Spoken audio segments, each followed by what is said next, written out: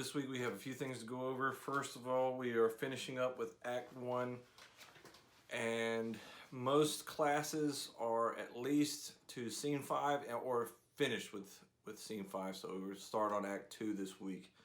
For those of you that aren't finished, they'll be finishing up this Monday.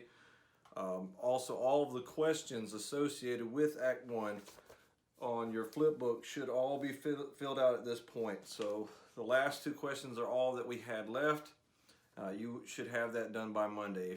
If, parents at home, if your student does not have all of these completed, they should. They had time in class and they've been given the answers as we went through this to put into their own words to write these down. If they don't, then that is 100% on them. We'll start Act 2. You'll notice it's not as many questions, but that does mean that you have to write more information for each one of the questions.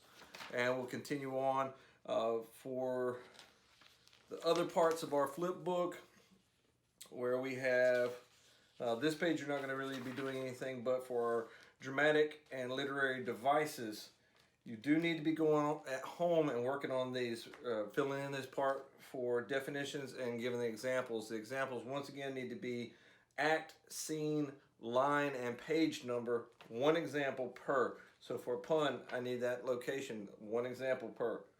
All right? The globe, that's in the beginning of the book, that we've talked about. And then our character, your relationship. On page 19 of the book, we'll give most of the relationship, but you need to write that out. And then 3 personality traits as we discover the personalities of these characters. So some of these we haven't really hit on yet because they're not in Act 1, but for the rest of these, you should at least have a good bit of them already completed. Now, some of the characters are also going to evolve character-wise as far as traits over the proceedings of the play, and that's fine, but you need to have a lot of that already completed. This should also be at least halfway completed at this point as well. So for parents that are looking at these, students should have the majority of that, or at least a good chunk of it completed by now. If they're not, they've been given time in class, and they've also been given time at home. This has been a full week. I don't expect them to have the dramatic and literary devices, Globe Theater, all that completely done right now, but at least started on. We still have a lot of time that we're going to be working on the rest of this. What we will be doing by the end of the week is taking yet another test for our unit test. Be our first unit test for Shakespeare.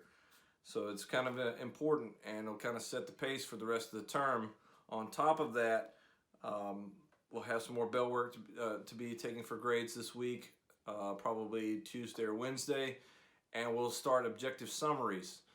I've been giving you objective summaries all last week with giving you summarizing where we've been so far in the play. That was me giving you a heads up on how to do objective summaries. Now we'll go over it in class and give you some notes on it this week, and then you'll have to do it yourself. That will also be a part of the test on Friday. I'll also do a separate video this week for our extra credit, so that you can add possible 10 points to this test if you want to at this time. Now, that will be on creating a sonnet. That's the only extra credit that we're doing for this term. There will be no changing for daily grades, only for 10 points per test grades. So if you have any questions, be sure to ask. Tutorials, once again, 3:20 to 4:20 every Thursday, and stay on top of things because we're not slowing down this term. Have a good week.